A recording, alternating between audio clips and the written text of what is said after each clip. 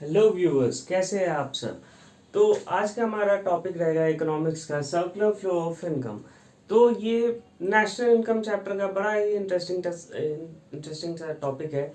लेकिन बहुत स्टूडेंट्स को ऐसा कंफ्यूजन हो जाता है कि सर वो डायग्राम के थ्रू से याद कैसे करें। ठीक है, तो मैं इस चीज़ को बहुत ही इजी वे से आपको डायग्राम भी समझाऊंगा और डायग्राम को मेमोराइज करने के लिए कुछ कोशिशें करूंगा। देखिए, गारंटी तो नहीं ले सकता हूँ, बट कोशिश ज़रूर करूंगा। और दूसरी बात ये रहा कि आप लोग जो कुछ भी सीखते हैं ठंडे दिमाग से सीखिएगा। भले ही थोड़ा सा हो सकता है एक बार नहीं दूसरी बार ज़रूरत पड़ेगा। अगर ऐसा लगे कि मुझे अगर कुछ और एक्स्ट्रा हेल्प की ज़रूरत है मुझसे, तो ज़रूर आप बताइएगा, मैं उस पर ज़रूर वर्क करूँगा। तो सबसे पहला सर्कुलर फ्लो ऑफ इनकम, आप देखिएगा एक ही डायग्राम में मैं सारे सेक्टर्स बना दूंगा, 2, 3, 4, 5 जितने हैं, तो उसी में ऐड ऑन कर दूंगा। बस आप देखते जाइएगा एक से कैसे वो स्टार्ट होता है। तो फर्स्ट अपना हाउस होल्ड। ठीक है, ये 2 सेक्टर मॉडल अभी अपने देखते हैं। ठीक है, 2 सेक्टर में पहला आता है हाउस होल्ड और दूसरा आता है फर्म। ओके, तो दोनों का मतलब समझ लेते हैं। एक हाउस होल्ड जो हमें पता है, एक घर बेस्ड, जो भी आपको मतलब एक घर, आप घर ही पकड़िए। तो घर से आपका क्या क्या चीज का बेनिफिट मिल सकता है एक फर्म को, एक कंपनी को क्या क्या बेनिफिट मिल सकता है, पता है आपको? मैं बताता हूँ। उन्हें मिल सकता है 4 फैक्टर्स। 4 फैक्टर्स, इकोनॉमिक्स में एक चैप्टर है 4 फैक्टर्स ऑफ प्रोडक्शन। सर जी, ये प्रोडक्शन 4 फैक्टर्स ऑफ प्रोडक्शन, हाँ जी है। 4 फैक्टर्स ऑफ प्रोडक्शन, इस चीज का इन डिटेल मैं कोशिश करूंगा फिर से नेक्स्ट एक वीडियो बनाने की। तो 4 फैक्टर्स ऑफ प्रोडक्शन, जो एक हाउस होल्ड को क्या क्या मिलता है, सॉरी हाउस होल्ड से फर्म को क्या मिलता है। ठीक है, ये एरो देखिए, एरो इस तरफ जा रही है, क्या क्या मिलता है। 4 फैक्टर्स ऑफ प्रोडक्शन में आता है लैंड। ओके, अब मान लीजिए हमारा एक नई कंपनी आई इंडिया में जो विदेशी थी, या मानिए अपने ही देश की कंपनी है। तो ये जो हाउस होल्ड है ना, मान लीजिए मैं एक हाउस होल्ड हूँ। ठीक है, मैंने अपनी ज़मीन दे दी उसे फैक्ट्री सेटअप लगाने के लिए या ऑफिसेज खोलने के लिए। तो लैंड, 4 फैक्टर्स ऑफ प्रोडक्शन में से सबसे पहला लैंड मैंने उसे दिया, वो ज़मीन अलॉट की। तो उसके बदले में मुझे रेंट मिलेगा। तो ये चीज़ पेमेंट बाद में अभी आता है, पहले देगा क्या क्या, लैंड देगा। और मैं चलो लैंड नहीं दिया या कुछ भी, उसमें से एक और चीज मैं दे सकता हूँ, लेबर, जाके वहाँ मजदूरी कर सकता हूँ, है ना। लेबर मतलब मजदूरी वहाँ पे करके वो फैक्ट्री का जो काम है उसमें प्रोडक्शन में हेल्प करूँगा। हेल्प तो नहीं, वो प्रोडक्टिव पर्पसेस में यूज है, हेल्प तो फ्री की होती है। तो यहाँ पे लैंड दूंगा, लेबर दूंगा, और क्या दे सकता हूँ, ऑन्टरप्रेन्योरशिप या मैनेजरियल स्किल्स दे के मैं उस कंपनी को हेल्प करूंगा ग्रो अप करने में। ओके, तो ऑन्टरप्रेन्योरशिप अगर देता हूं, वो भी दे सकता हूं, एक हाउस होल्ड से ही जा सकता है। हाउस होल्ड बेसिकली आप ये समझिए ना कि वो एक कंपनी है और ये एक घर है। तो कोई भी इंसान जो मैनेजर हो या लेबर हो या जमींदार हो, सब तो घर से ही उठ के जाते हैं ना। मतलब वो तैयार तो घर में हाउस होल्ड ही से होता है सारा चीज, तो इसीलिए हाउस होल्ड बोला जाता है। तो हाउस होल्ड से लैंड, लेबर, एंटरप्रेन्योरशिप, और एक होता है कैपिटल। ओके, तो पूंजी भी लगाते हैं ये लोग, अपने इन्वेस्ट करते हैं शेयर्स वगैरह, डिविडेंड पाने की खुशी में। आजकल आप लोगों ने तो वो देखा है ना, वो मोबाइल पे बहुत सारे एप्स होते हैं स्टॉक्स के। तो वैसे इन्वेस्टर भी बन सकते हैं आप, तो बहुत सारी चीजें हैं। ठीक है, तो हाउस होल्ड क्या देता है, फैक्टर सर्विसेज। देखिए, किसी किसी के बुक्स एंड मटेरियल्स में सिर्फ यहाँ पे लेबर सर्विसेज भी लिखा रह सकता है, मैं आपको एक्सेप्शंस बता सकता हूँ। लेकिन क्या है, ये मैंने टोटल एक साथ ले लिए, क्योंकि ये जो अपना जो टॉपिक है ना, मैं ऐसे नहीं करा रहा हूँ कि ये 11 के लिए ही करा रहा हूँ या 12 के लिए ही करा रहा हूँ, या कुछ कुछ के 9-10 में भी आते जो इंटरनेशनल बोर्ड वाले होते हैं उनका भी कुछ कुछ होता है, और आईएससी वाले का भी होता है, आईसीएससी वाले जो क्लास 10 में आते हैं उनके भी थोड़े बहुत टॉपिक्स आ जाते हैं, कुछ ग्रेजुएशन के भी आते हैं, मास्टर्स में भी आते हैं, सीए कॉस्ट के, सीएस के एंट्रेंस में भी आते हैं। तो सबके लेवल अलग होते हैं, तो सबके लेवल मटेरियल के हिसाब से सबके जो टर्मिनोलॉजी है वो अलग अलग होते हैं। तो मैं सबको एक साथ कोशिश कर रहा हूँ एक साथ ले आने की। तो हाउस होल्ड और फर्म, ठीक है। तो हाउस होल्ड क्या देता है, फैक्टर सर्विसेज, इसमें से लैंड, लेबर, कैपिटल, एंटरप्रेन्योरशिप। इसके लिए मैं अलग से एक डिटेल बना दूंगा, ठीक है, जो कैसे क्या काम करते हैं। ओके, तो फैक्टर सर्विसेज, तो जब फैक्टर सर्विसेज दे रहा है तो उसका फैक्टर पेमेंट भी लेगा भाई, है ना। ये देखिए, जो काम के लिए मैंने हेल्प किया फर्म को, वहां से पेमेंट भी आएंगे, तो फैक्टर पेमेंट्स भी आएंगे, राइट।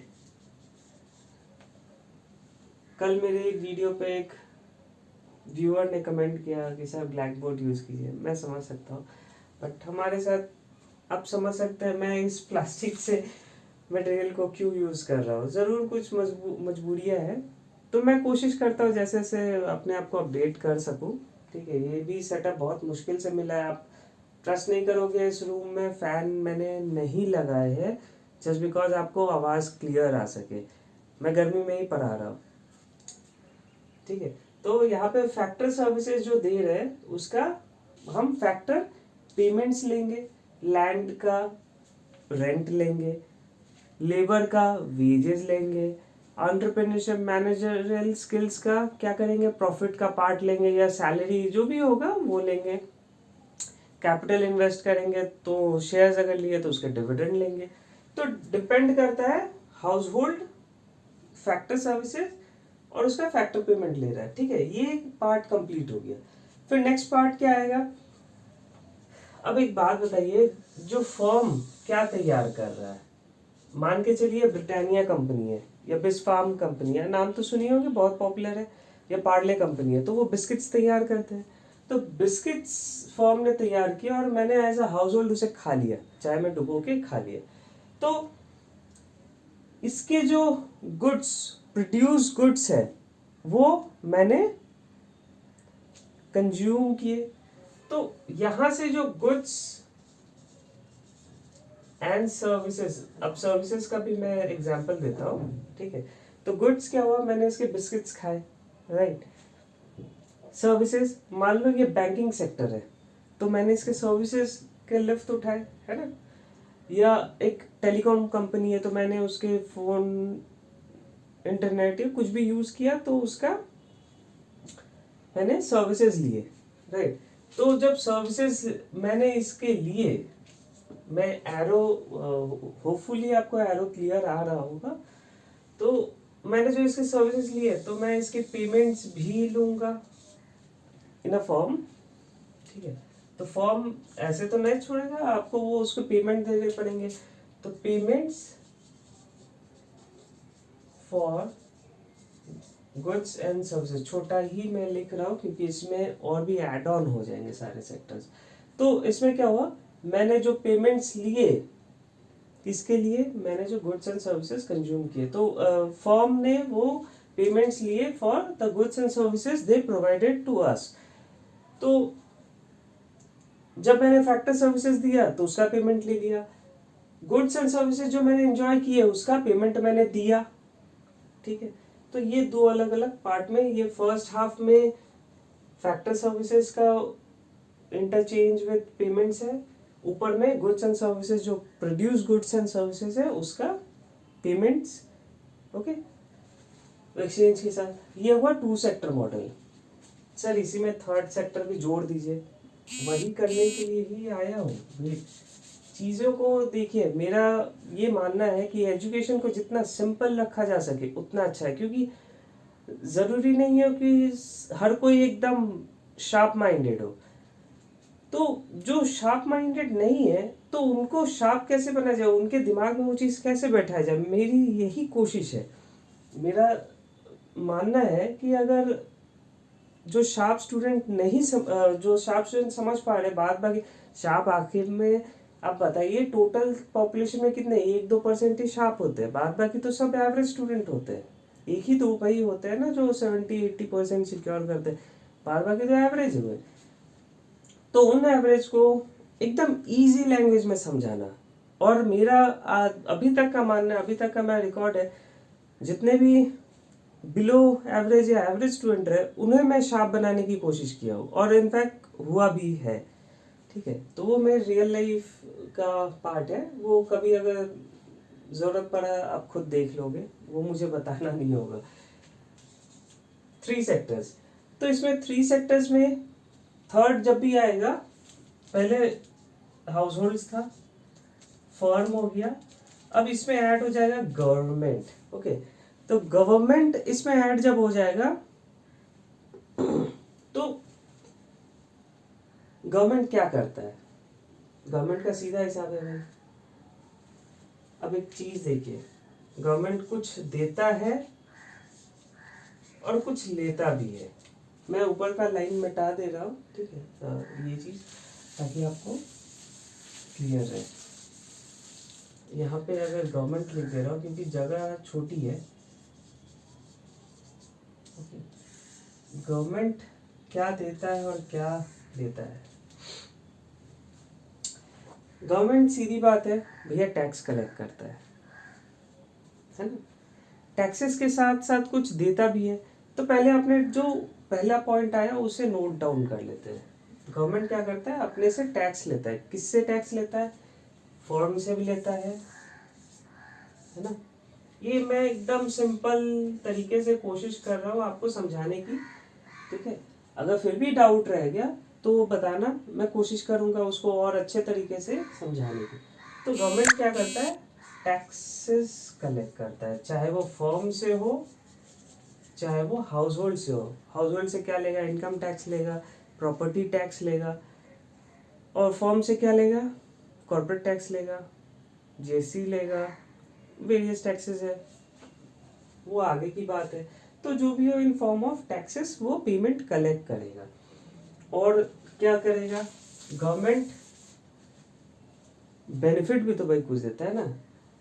गवर्नमेंट करता क्या है, देखिए आप कोई एक नया फैक्ट्री बैठाइएगा ना, आपने सुना होगा, थोड़ी सी तो नॉलेज इस चीज़ में होगी कि फैक्ट्री कुछ नए बैठाते हैं और नया कुछ प्लांट बैठाते हैं as per the government rules and norms, तो उस चीज़ के लिए हमें सब्सिडीज मिलती है, टैक्स बेनिफिट मिलती है।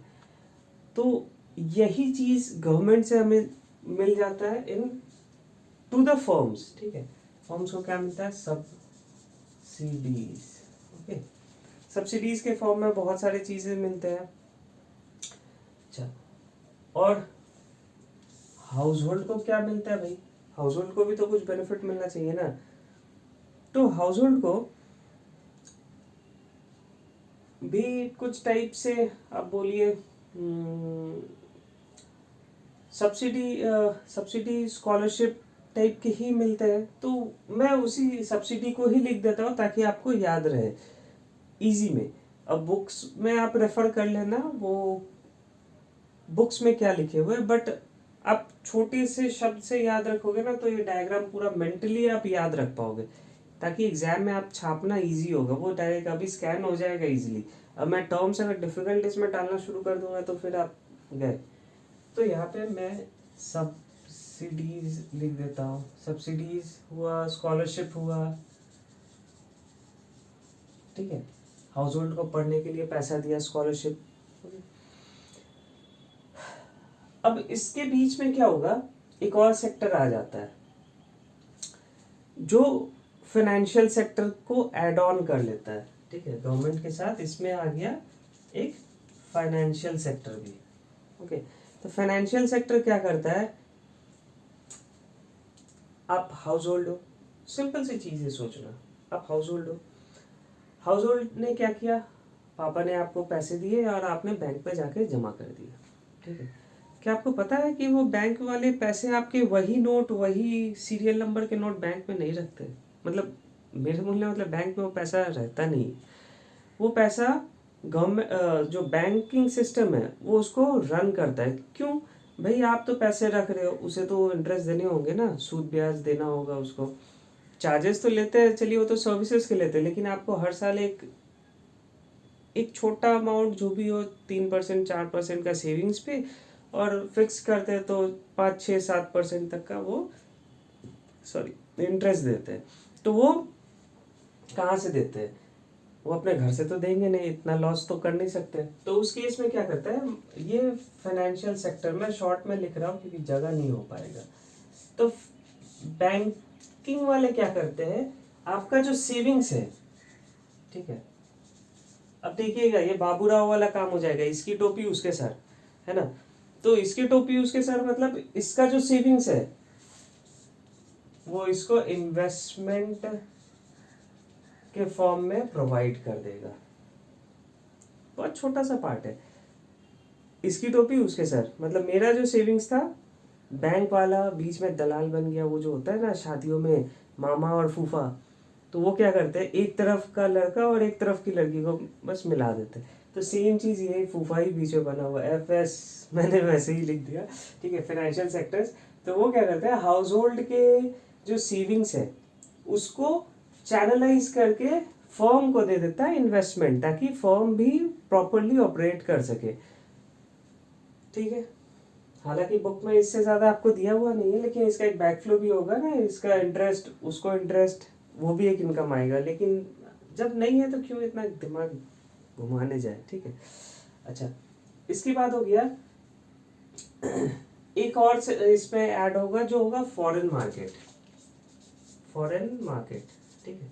तो फॉरेन मार्केट क्या करता है भाई, फॉरेन मार्केट में तो यहाँ पे कहाँ ड्रॉ कर दूँ, यहाँ ड्रॉ करता हूँ। फॉरेन मार्केट,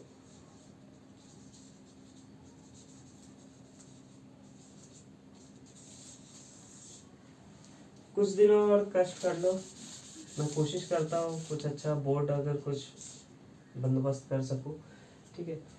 फिलहाल इस पे मैनेज करने की कोशिश कीजिए।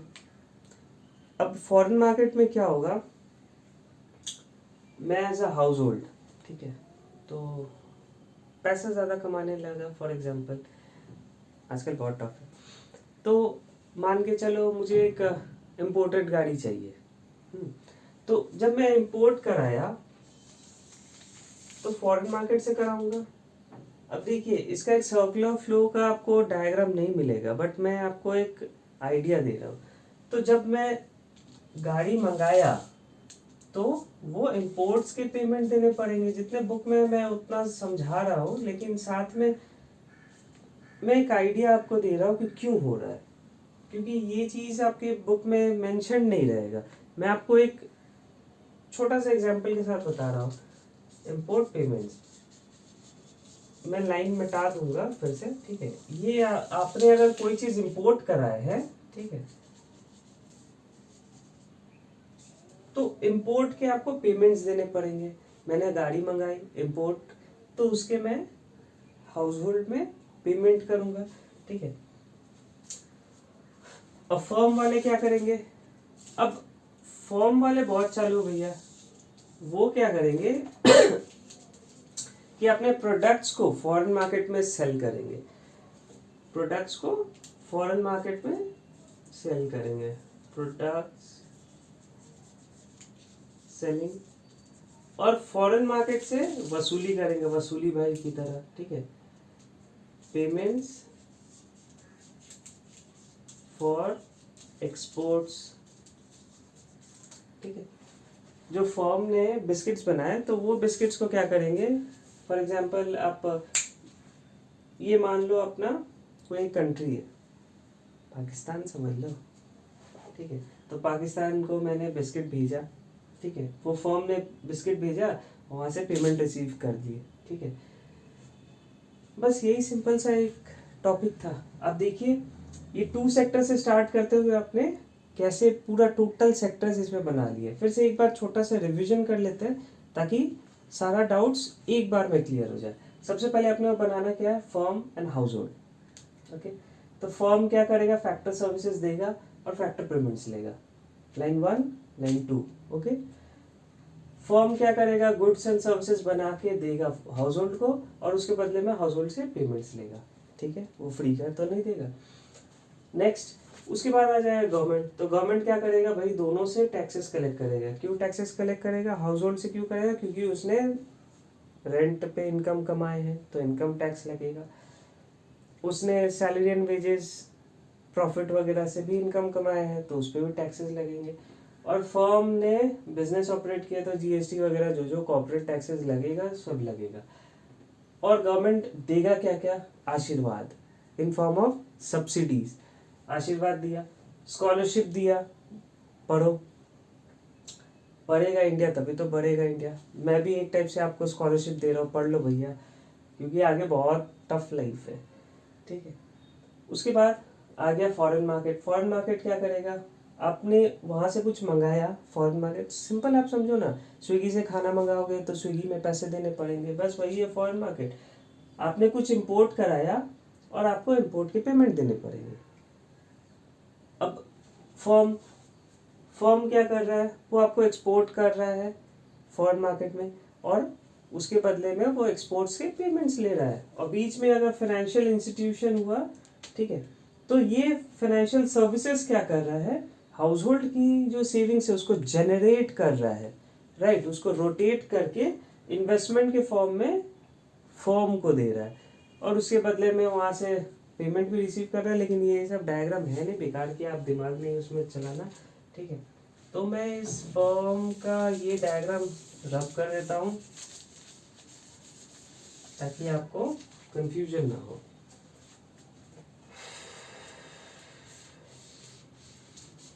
प्रोडक्ट्स एंड सर्विसेज की भी रब कर देता हूँ। तो ऐसे आप अगर अभी मैच करोगे तो आपके सिलेबस से पूरा मैच करेगा। ये हुआ national flow, sorry national income का सर्कुलर फ्लो ऑफ इनकम का पार्ट।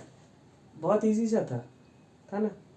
बहुत आदमी बहुत घुमा घुमा के बोलते हैं, भाई उतना मैं नहीं कर सकता हूँ, ये सिंपल था। अब सिंपल तरीका से चीज़ों को समझने की कोशिश करो तो रिटेन करेगा आपका ब्रेन में। Okay, thank you.